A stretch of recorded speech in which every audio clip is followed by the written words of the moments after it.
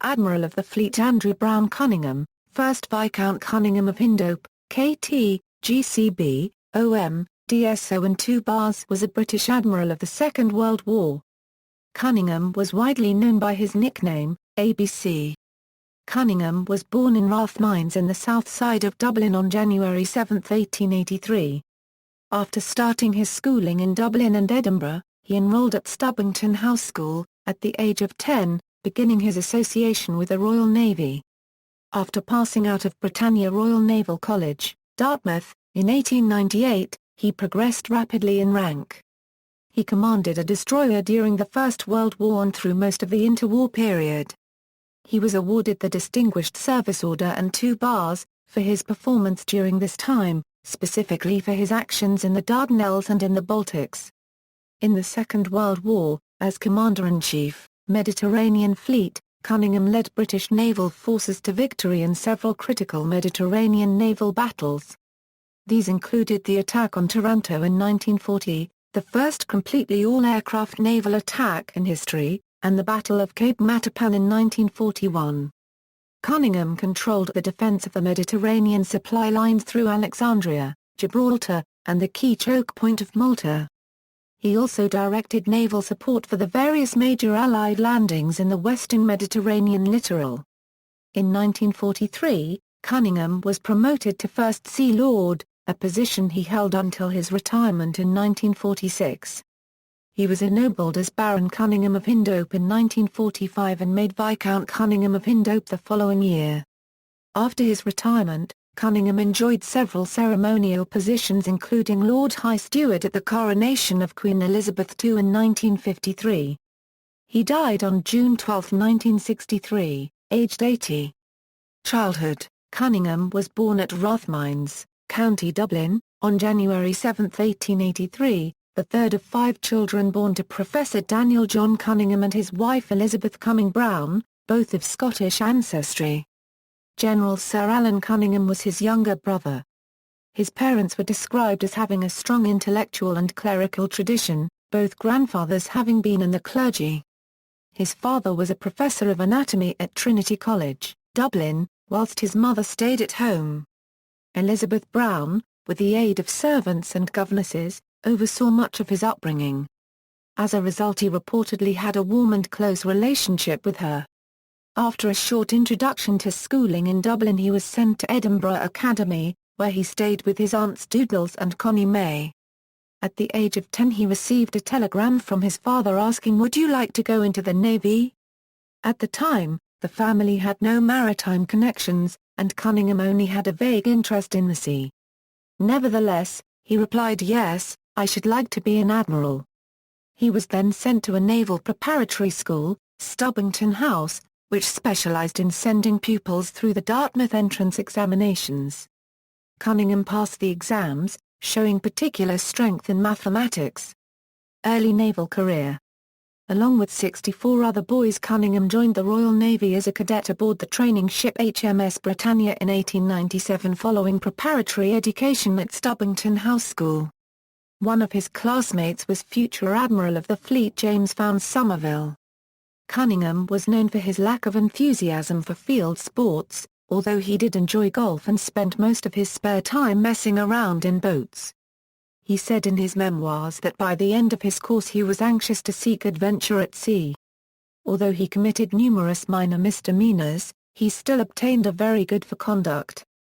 He passed out 10th in April 1898, with first-class marks for mathematics and seamanship. His first service was as a midshipman on HMS Doris in 1899, serving at the Cape of Good Hope station when the Second Boer War began.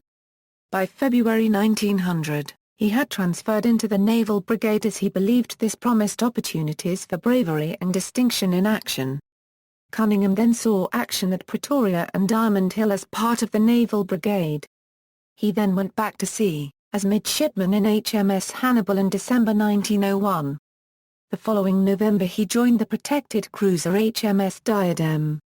Beginning in 1902, Cunningham took sub-lieutenant courses at Portsmouth and Greenwich. He served as sub-lieutenant on the battleship HMS Implacable, in the Mediterranean, for 6 months in 1903. In September 1903, he was transferred to HMS Locust to serve as second-in-command. He was promoted to lieutenant in 1904, and served on several vessels during the next 4 years. In 1908, he was awarded his first command, HM Torpedo Boat No. 14. First World War. Cunningham was a highly decorated officer during the First World War, receiving the Distinguished Service Order and 2 bars. In 1911 he was given command of the destroyer HMS Scorpion, which he commanded throughout the war. In 1914, Scorpion was involved in the shadowing of the German battler cruiser and cruiser SMS Gerben and SMS Breslau. This operation was intended to find and destroy the Gerben and the Breslau, but the German warships evaded the British fleet, and passed through the Dardanelles to reach Constantinople. Their arrival contributed to the Ottoman Empire joining the Central Powers in November 1914. Though a bloodless battle, the failure of the British pursuit had enormous political and military ramifications. In the words of Winston Churchill, they brought more slaughter, more misery and more ruin than has ever before been borne within the compass of a ship. Cunningham stayed on in the Mediterranean, and in 1915 Scorpion was involved in the attack on the Dardanelles. For his performance Cunningham was rewarded with promotion to commander and the award of the Distinguished Service Order. Cunningham spent much of 1916 on routine patrols. In late 1916, he was engaged in convoy protection, a duty he regarded as mundane. He had no contact with German U-boats during this time, on which he commented, "The immunity of my convoys was probably due to sheer luck." Convinced that the Mediterranean held few offensive possibilities, he requested to sail for home. Scorpion paid off on January 21, 1918. In his 7 years as captain of the Scorpion, Cunningham had developed a reputation for first-class seamanship. He was transferred by Vice Admiral Roger Keyes to HMS Termagant, part of Keyes' Dover Patrol, in April 1918, and for his actions with the Dover Patrol, he was awarded a bar to his DSO the following year. Interwar years. Association with Cowan == Cunningham saw much action in the interwar years. In 1919, he commanded the S-class destroyer Sapphire, on duty in the Baltic. The Communists, the White Russians, several varieties of Latvian nationalists, Germans, and the Poles were trying to control Latvia. The British government had recognized Latvia's independence after the Treaty of Brest-Litovsk. It was on this voyage that Cunningham first met Admiral Walter Cowan. Cunningham was impressed by Cowan's methods, specifically his navigation of the potentially dangerous seas, with thick fog and minefields threatening the fleet. Throughout several potentially problematic encounters with German forces trying to undermine the Latvian independence movement, Cunningham exhibited good self-control and judgment. Cowan was quoted as saying, "Commander Cunningham has on one occasion after another acted with unfailing promptitude and decision, and has proved himself an officer of exceptional valor and unerring resolution." For his actions in the Baltic, Cunningham was awarded a second bar to his DSO, and promoted to captain in 1920. On his return from the Baltic in 1922, he was appointed captain of the British 6th Destroyer Flotilla. Further commands were to follow. The British 1st Destroyer Flotilla in 1923, and the destroyer base, HMS Lochinvar, at Port Edgar in the Firth of Forth, from 1927–1926. Cunningham renewed his association with Vice Admiral Cowan between 1926 and 1928, when Cunningham was flag captain and chief staff officer to Cowan while serving on the North America and West Indies Squadron. In his memoirs, Cunningham made clear the high regard in which he held Cowan, and the many lessons he learned from him during their 2 periods of service together. The late 1920s found Cunningham back in the UK participating in courses at the Army's Senior Officers School at Sheerness, as well as at the Imperial Defence College.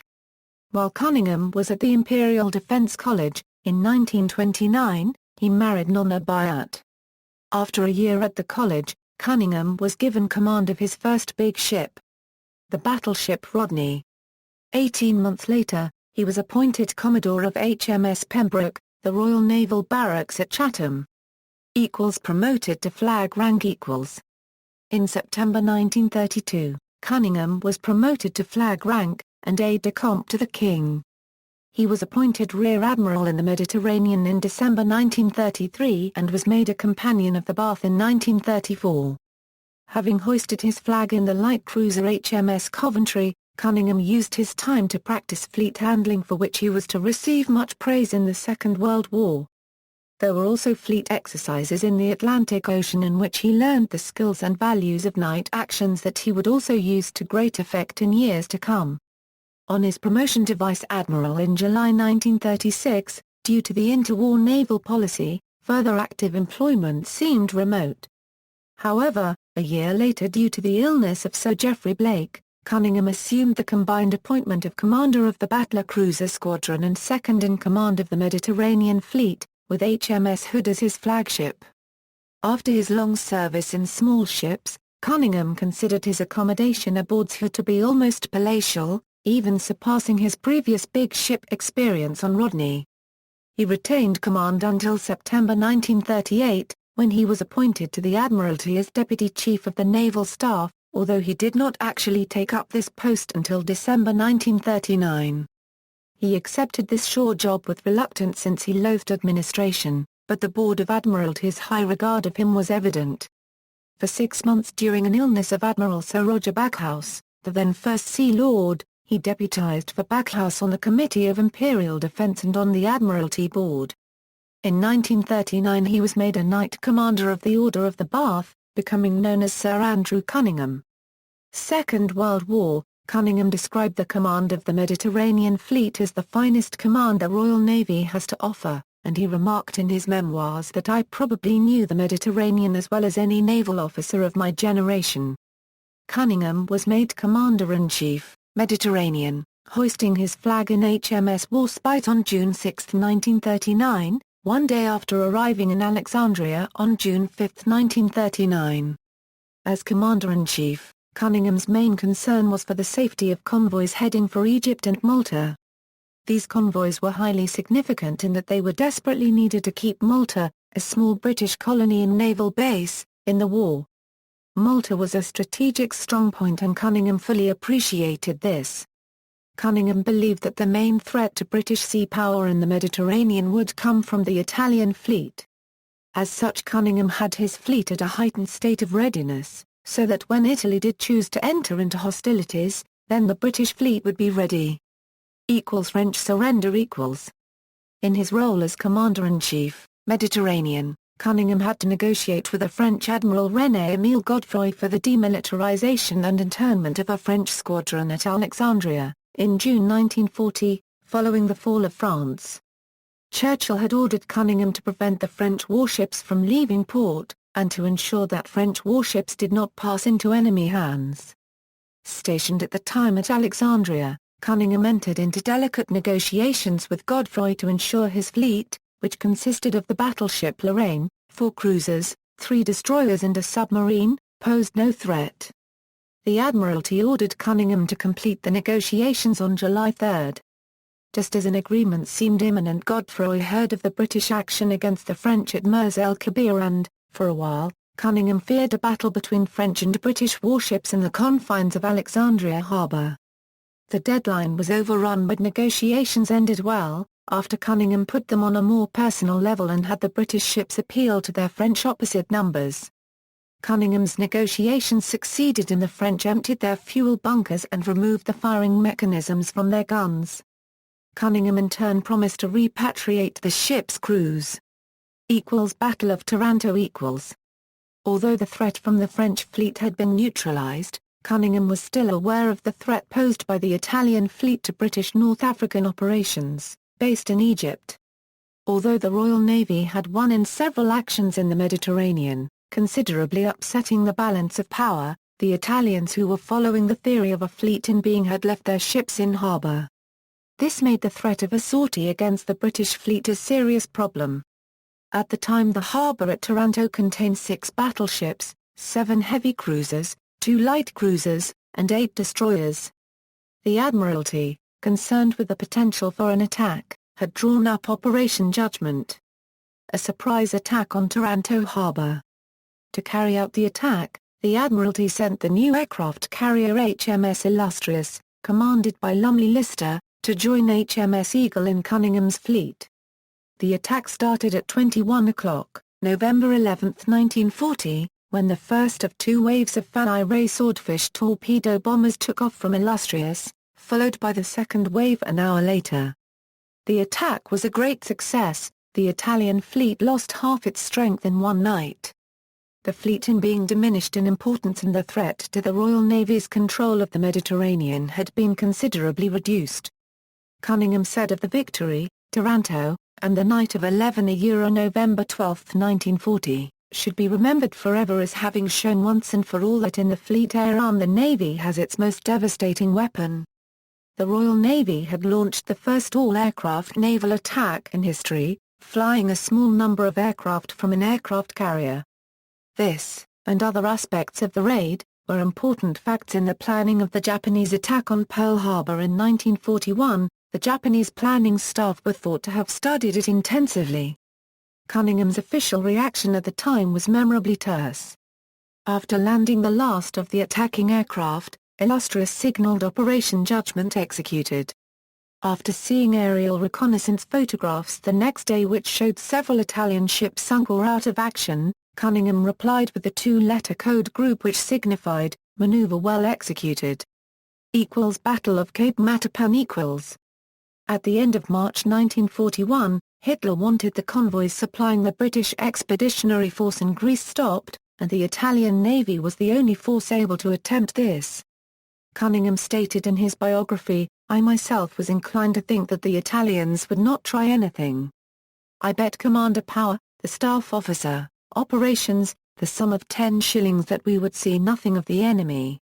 Under pressure from Germany, the Italian fleet planned to launch an attack on the British fleet on March 28, 1941. The Italian commander, Admiral Angelo Iachino, intended to carry out a surprise attack on the British cruiser squadron in the area, executing a pincer movement with the battleship Vittorio Veneto. Cunningham, though, was aware of Italian naval activity through intercepts of Italian Enigma messages. Although Italian intentions were unclear, Cunningham's staff believed an attack upon British troop convoys was likely and orders were issued to spoil the enemy plan and, if possible, intercept their fleet. Cunningham wished, however, to disguise his own activity and arranged for a game of golf and a fictitious evening gathering to mislead enemy agents. After sunset, he boarded HMS Warspite and left Alexandria. Cunningham, realizing that an air attack could weaken the Italians, ordered an attack by the formidable Zorba Corps torpedo bombers. A hit on the Vittorio Veneto slowed her temporarily and Iachino, realizing his fleet was vulnerable without air cover, ordered his forces to retire. Cunningham gave the order to pursue the Italian fleet. An air attack from the formidable had disabled the cruiser Pola and Iachino, unaware of Cunningham's pursuing battle fleet, ordered a squadron of cruisers and destroyers to return and protect the Pola. Cunningham, meanwhile, was joining up with Baden-Wuerppel's cruiser squadron. Throughout the day several chases and sorties occurred with no overall victor. None of the Italian ships were equipped for night fighting, and when night fell, they made to return to Taranto. The British battle fleet equipped with radar detected the Italians shortly after 22:00. In a pivotal moment in naval warfare during the Second World War, the battleships Barham, Valiant and Warspite opened fire onto Italian cruisers at only 3,800 yards, destroying them in only 5 minutes. Although the Vittorio Veneto escaped from the battle by returning to Taranto, there were many accolades given to Cunningham for continuing the pursuit at night, against the advice of his staff. After the previous defeat at Taranto, the defeat at Cape Matapan dealt another strategic blow to the Italian Navy. 5 ships (3 heavy cruisers and 2 destroyers were sunk, and around 2,400 Italian sailors were killed, missing or captured. The British lost only 3 aircrew when 1 torpedo bomber was shot down. Cunningham had lost his bet with Commander Power, but he had won a strategic victory in the war in the Mediterranean. The defeats at Taranto and Cape Matapan meant that the Italian Navy did not intervene in the heavily contested evacuations of Greece and Crete, later in 1941. It also ensured that, For the remainder of the war, the Regia Marina conceded the eastern Mediterranean to the Allied fleet, and did not leave port for the remainder of the war. Battle of Crete . On the morning of May 20, 1941, Nazi Germany launched an airborne invasion of Crete, under the codename Internum and Merkur. Despite initial heavy casualties, Malim airfield in western Crete fell to the Germans and enabled them to fly in heavy reinforcements and overwhelm the Allied forces. After a week of heavy fighting, British commanders decided that the situation was hopeless and ordered a withdrawal from Sfakia. During the next 4 nights, 16,000 troops were evacuated to Egypt by ships. A smaller number of ships were to withdraw troops on a separate mission from Heraklion, but these ships were attacked en route by Luftwaffe dive bombers. Without air cover, Cunningham's ship suffered serious losses. Cunningham was determined, though, that the Navy must not let the Army down, and when Army generals feared he would lose too many ships, Cunningham famously said, "The never say die attitude of Cunningham and the men under his command meant that of 22,000 men on Crete, 16,500 were rescued but at the loss of 3 cruisers and 6 destroyers. 15 other major warships were damaged. Allied Expeditionary Force = Cunningham became a Knight Grand Cross of the Order of the Bath, in recognition of the recent successful combined operations in the Middle East, in March 1941 and was created a Baronet, of Bishop's Waltham in the county of Southampton, in July 1942. From late 1942 to early 1943, he served under General Eisenhower, who made him the Supreme Commander, Allied Expeditionary Force. In this role that Cunningham commanded the large fleet that covered the Anglo-American landings in North Africa. General Eisenhower said of him in his diary, on January 21, 1943, Cunningham was promoted to Admiral of the Fleet. February 1943 saw him return to his post as Commander-in-Chief, Mediterranean Fleet. 3 months later, when Axis forces in North Africa were on the verge of surrender, he ordered that none should be allowed to escape. Entirely in keeping with his fiery character, he signaled the fleet sink, burn and destroy, let nothing pass. He oversaw the naval forces used in the joint Anglo-American amphibious invasions of Sicily, during Operation Husky, Operation Baytown and Operation Avalanche. On the morning of September 11, 1943, Cunningham was present at Malta when the Italian fleet surrendered. Cunningham informed the Admiralty with a telegram. "Be pleased to inform their lordships that the Italian battle fleet now lies at anchor under the guns of the fortress of Malta." In October 1943, Cunningham became First Sea Lord of the Admiralty and Chief of the Naval Staff, after the death of Dudley Pound. This promotion meant that he had to relinquish his coveted post of Commander-in-Chief, Mediterranean, recommending his namesake Admiral John H. D. Cunningham as his successor. In the position of First Sea Lord, and as a member of the Chiefs of Staff Committee, Cunningham was responsible for the overall strategic direction of the Navy for the remainder of the war. He attended the major conferences at Cairo, Tehran, Yalta and Potsdam, at which the Allies discussed future strategy, including the invasion of Normandy and the deployment of a British fleet to the Pacific Ocean. Retirement. In 1945 Cunningham was appointed a Knight of the Thistle and raised to the peerage as Baron Cunningham of Hyndhope, of Kirkhope in the county of Selkirk. He was entitled to retire at the end of the war in 1945, but he resolved to pilot the Navy through the transition to peace before retiring. With the election of Clement Attlee as British Prime Minister in 1945, and the implementation of his post-war consensus, there was a large reduction in the defence budget. The extensive reorganisation was a challenge for Cunningham. "We very soon came to realise how much easier it was to make war than to reorganise for peace." Due to pressures on the budget from all 3 services, the Navy embarked on a reduction programme that was larger than Cunningham had envisaged. He was made Viscount Cunningham of Hyndhope, of Kirkhope in the county of Selkirk, in the 1946 New Year Honours, and appointed to the Order of Merit in June of that year. At the end of May 1946, after overseeing the transition through to peacetime, Cunningham retired from his post as First Sea Lord. Cunningham retreated to the little house in the country, Palace House, at Bishop's Waltham in Hampshire, which he and Lady Cunningham had acquired before the war. They both had a busy retirement.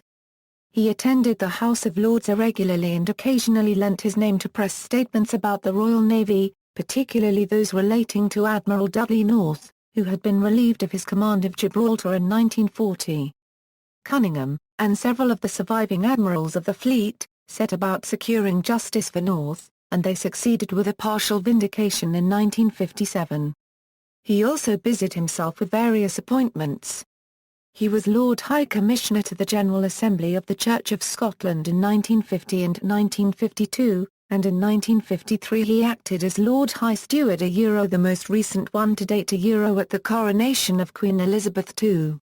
Throughout this time Cunningham and his wife entertained family and friends, including his own great-nephew, Jock Slater, in their extensive gardens. Cunningham died in London on June 12, 1963, and was buried at sea off Portsmouth. There were no children from his marriage and his titles consequently became extinct on his death. A bust of Cunningham by Frantibelski was unveiled in Trafalgar Square in London on April 2, 1967 by Prince Philip, Duke of Edinburgh. The April 2010 UK naval operation to ship British military personnel and air passengers stranded in continental Europe by the air travel disruption after the 2010 UJ. A larger paragraph Hull eruption back to the UK was named Operation Cunningham after him. Honours. Below is a list of awards and titles awarded to Andrew Browne Cunningham during his lifetime. United Kingdom Awards from other countries Notes.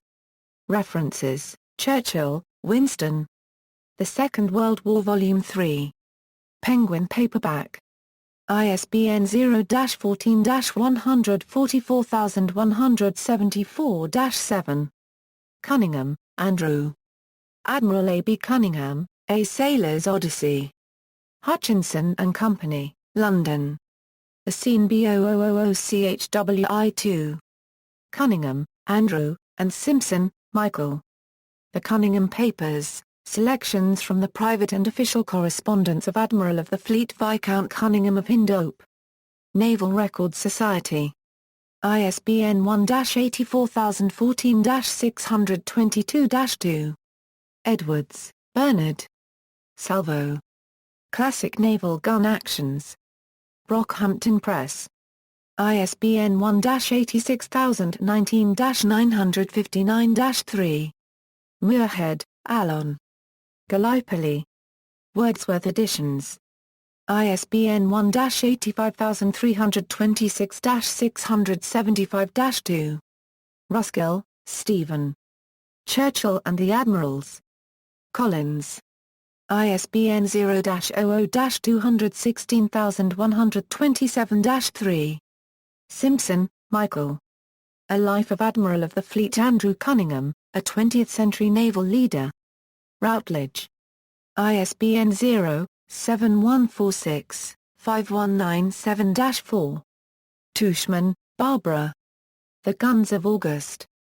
Constable. ISBN 0-333-69880-0. Warner, Oliver. Cunningham of Hyndhope, Admiral of the Fleet. John Murray. ISBN 0-7195-1714-1. Winton, John. Cunningham, the Greatest Admiral since Nelson. John Murray. ISBN 0-7195-5765-8.